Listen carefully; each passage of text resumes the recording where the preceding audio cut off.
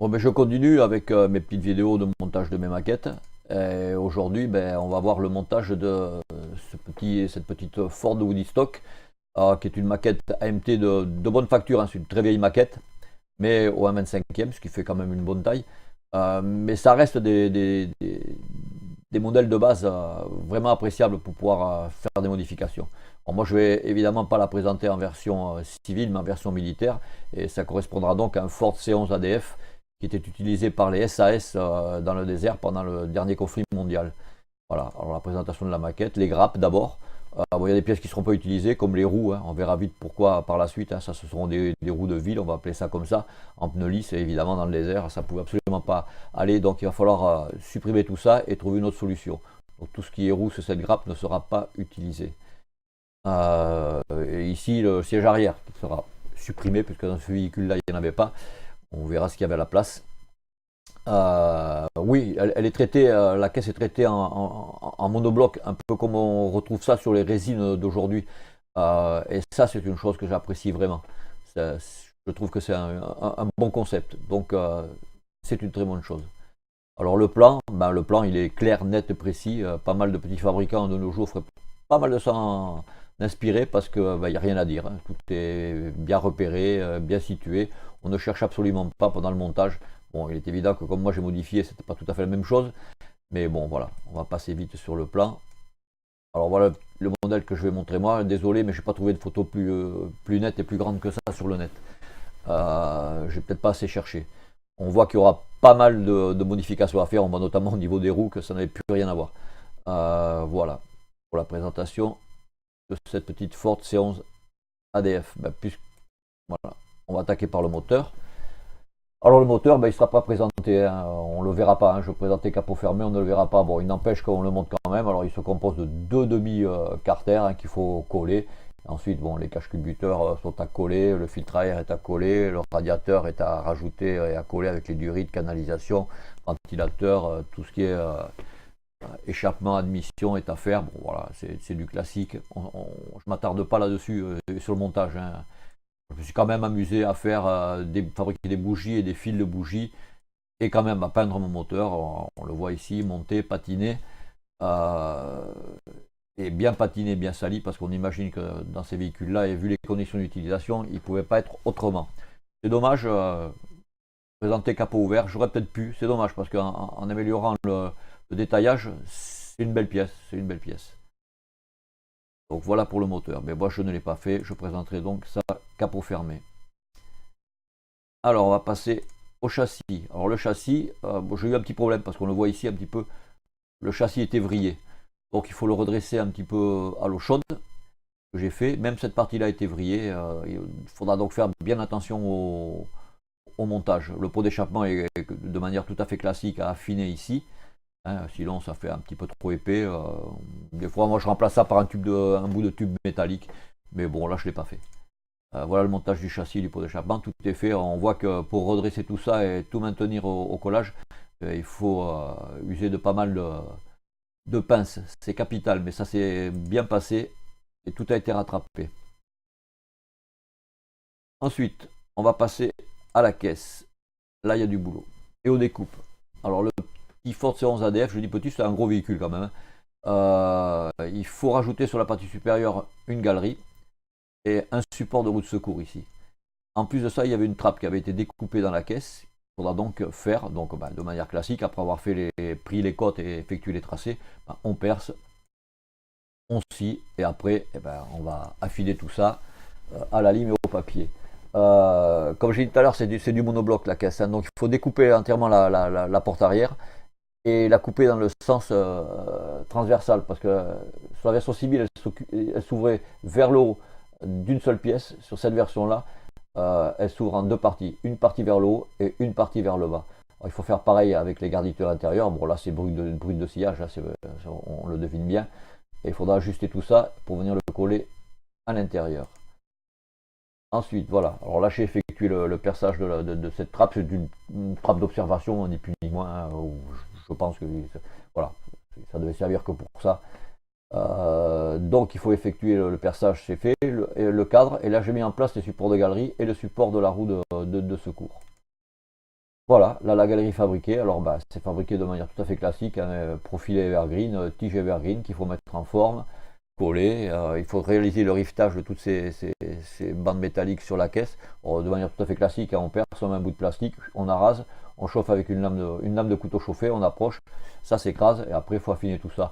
Il faut affiner, mais attention, hein, c'était du brut de fabrication sur ces machines-là, hein, c'était du fait vite quand même, hein. Oui, là on voit ici que les poignées sont moulées. Alors ça c'est absolument horrible. Ça ne peut pas rester comme ça, hein. Donc je vais supprimer ça. Voilà, là je les ai supprimés. J'ai commencé à percer pour positionner les prochaines poignées que je confectionnerai. Il faut refaire le gravage, poncer. Bon, voilà, tout à fait classique. Oui, on voit ici aussi que les essuie-glaces sont moulés avec la caisse. Alors ça aussi c'est horrible, hein, comme les poignées. Et donc au même titre, on va supprimer tout ça, poncer, regraver.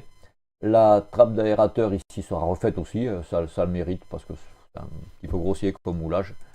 Voilà, la plaque, là, les essuie-glaces ont été supprimés, ça a été regravé. Le petit aérateur a été refait, il faudra l'affiner un peu quand même.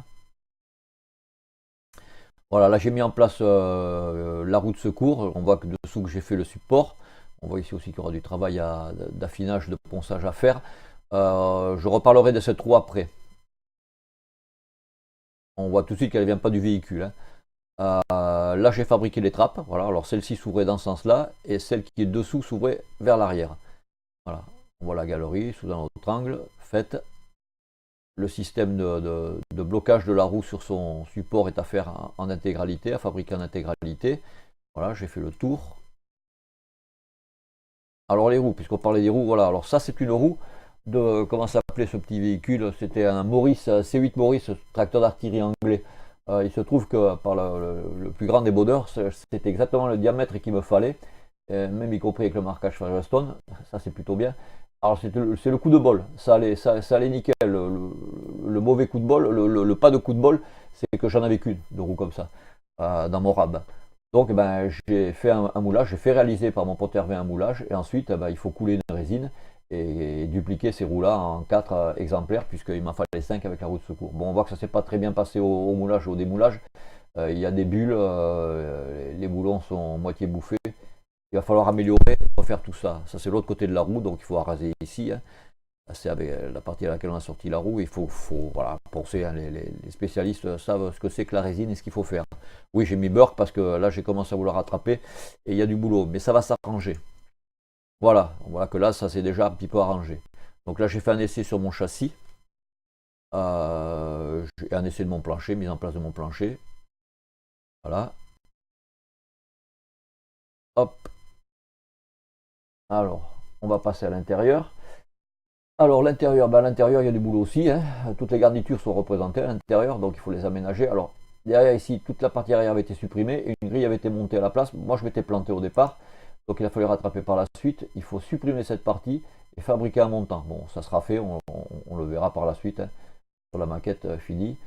Alors à l'intérieur, oui, beaucoup de boulot. Et là j'ai perdu une partie des photos de la modif, et oui, je ne sais pas comment je m'étais brouillé, mais je me suis rendu compte une fois que j'avais fermé la voiture. Donc terminé pour les photos. Donc c'est un modèle américain, donc le poste de conduite était à gauche.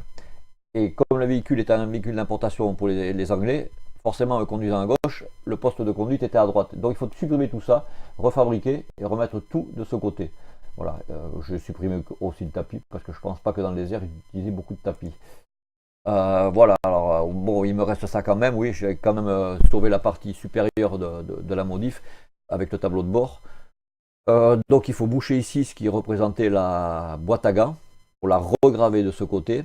Ici le tableau, le compteur de vitesse était représenté par un simple décalcomanie. Moi je l'ai conservé, mais bon j'ai un petit peu amélioré ça de l'autre côté.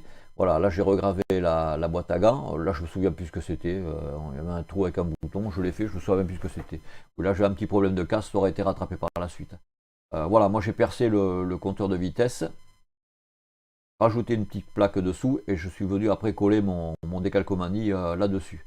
J'ai rajouté le rétroviseur, c'est celui qu'il y avait dans la boîte, hein, pour embêter. Il y a quelques boîtiers de commande et quelques boutons à rajouter, donc je les ai fabriqués et mis en place. Voilà, là on le voit, ben, c'est peint et patiné. Alors la peinture c'était tout simple, hein, parce que c'était badigeonné jaune sable à l'intérieur comme à l'extérieur.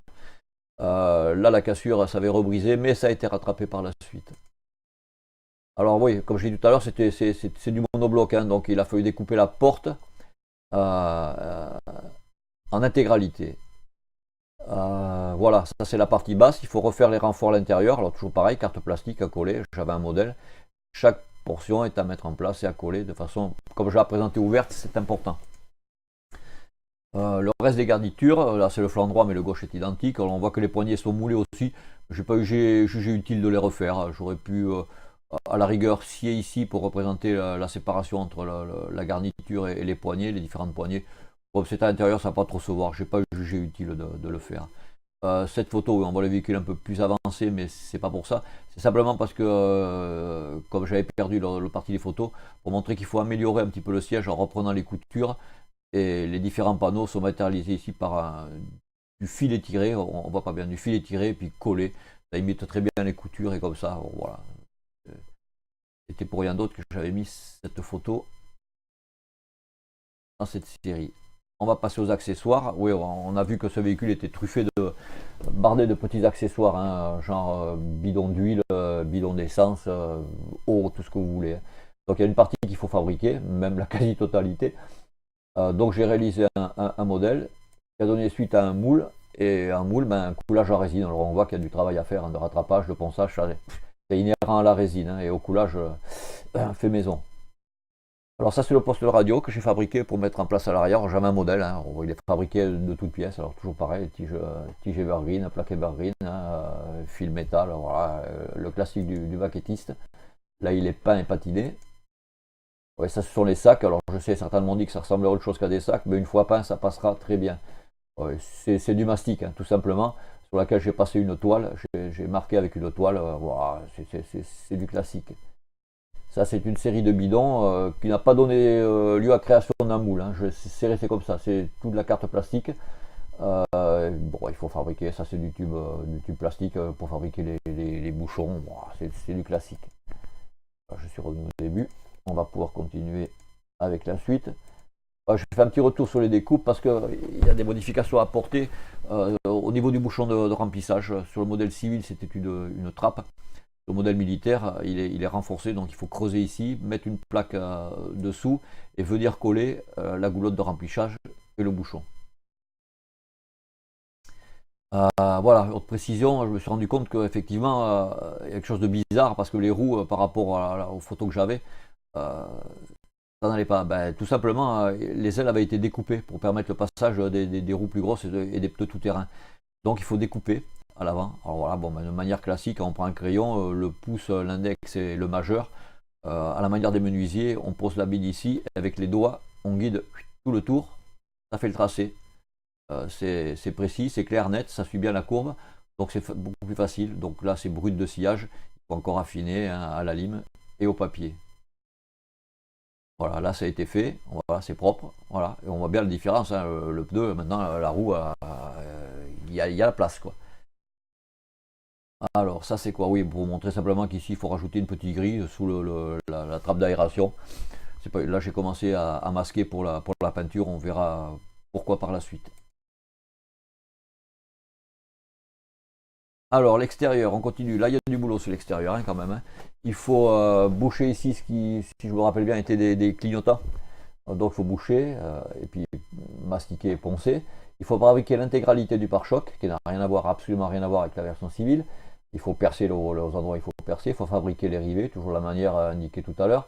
Ici, le support de pare-buff est fait avec de la chute de photodécoupe, hein, lame de photodécoupe, la chute qu'il faut mettre en forme, qu'il faut rifter entre elles, donc le coup classique du rivet, comme je l'ai expliqué tout à l'heure. Ici, percer et mettre une barre métallique, voilà, pour la partie avant, enfin cette partie. Là, j'ai commencé à fabriquer un essuie-glace, on voit que ça n'a quand même rien à voir, même s'il n'est pas tout à fait terminé, tout à fait joli, ça n'a rien à voir avec le moulage de tout à l'heure. Là, voilà, j'ai mis en place les racks. Alors, ça paraît grossier comme ça fait des gros trucs, mais c'était ça, hein, c'était fait à l'arracher, à la va-vite, hein. Là, on revient sur la partie avant. Il faut fabriquer un Farnotech, hein. Il est évident que les véhicules de guerre n'étaient pas équipés de phares de ville. Donc, il faut obstruer celui-là, ici, et fabriquer un Farnotech. Bon, un peu plus facile à faire. Ici, on voit que j'ai rajouté le décanteur, comment ça s'appelle, bon, le nom m'échappe. Bon, les spécialistes le sauront, ah, ça m'échappe complètement, pas grave, mille excuses.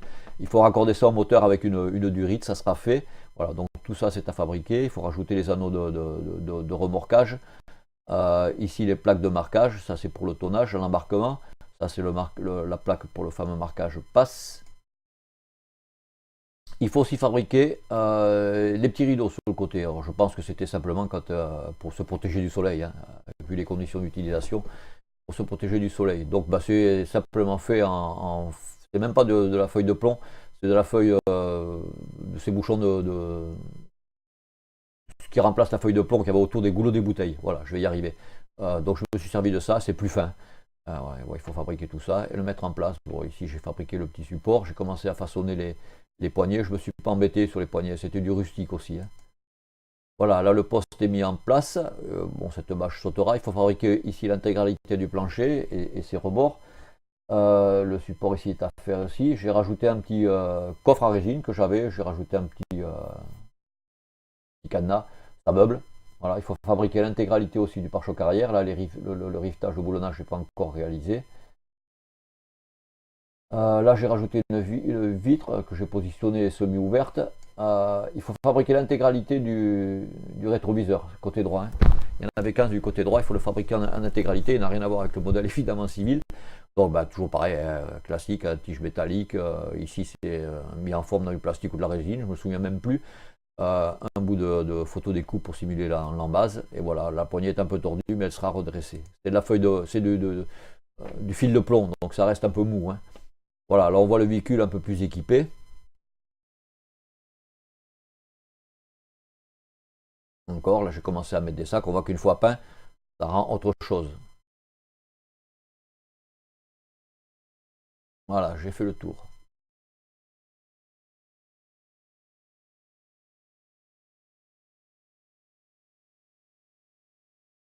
Hop, ça va venir. Alors, extérieur aménagement. Je suis venu. Voilà, là c'est juste un petit retour en arrière pour montrer que bon, bon, le véhicule est déjà peint et commence à être patiné. Hein. J'ai rajouté une caisse, un filet de camouflage, des grosses bâches. Là j'ai refabriqué un sac. Hein. Oui, le jerrycan c'est un moulage en résine, donc il faut rajouter et fabriquer la poignée. Euh, Pareil, tige plastique, evergreen. Ici c'est juste pour montrer qu'il ne faut pas oublier les tiges qui maintenaient la porte en position ouverte sur la caisse. Voilà. Bon, on va passer tout de suite au modèle terminé. Hein. Voilà. Hein. Voilà, le modèle terminé. Donc ici, les accessoires sont peints. J'ai rajouté une pelle. Il faut fabriquer l'antenne et son embase.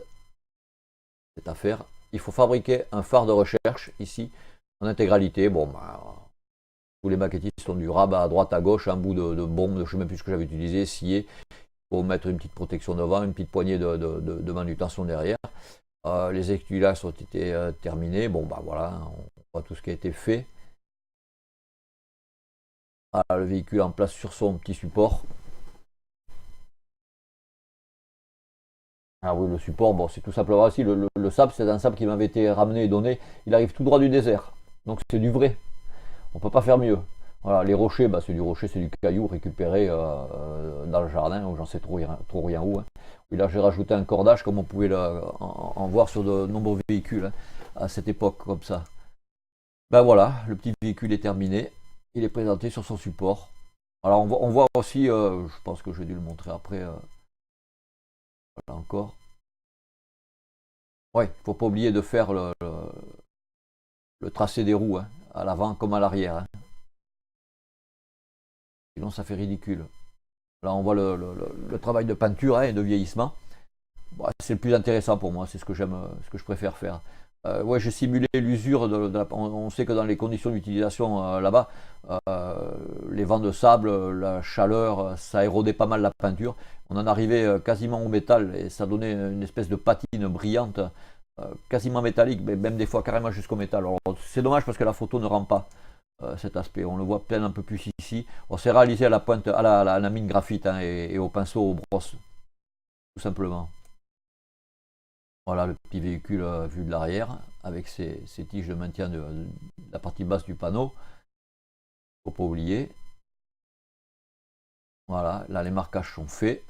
Le tonnage, le fameux marquage passe, l'immatriculation du véhicule. Vous voyez pourquoi j'avais mis des caches, voilà, c'était simplement pour simuler le passage de l'essuie-glace et le pare-brise, lui empoussiéré hein, par les conditions, dans les conditions d'utilisation là-bas. Voilà, vous voyez ici que j'ai raccordé mon pied, ça me revient toujours pas le don, pas ma petite durite jusqu'au moteur. Voilà, vue de l'arrière. Et une nouvelle fois sur le côté.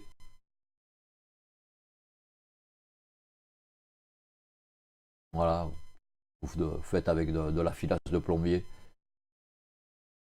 Pas grand chose à faire sur ce genre de diorama. Hein. Et voilà, le véhicule terminé. Allez, bye, à la prochaine.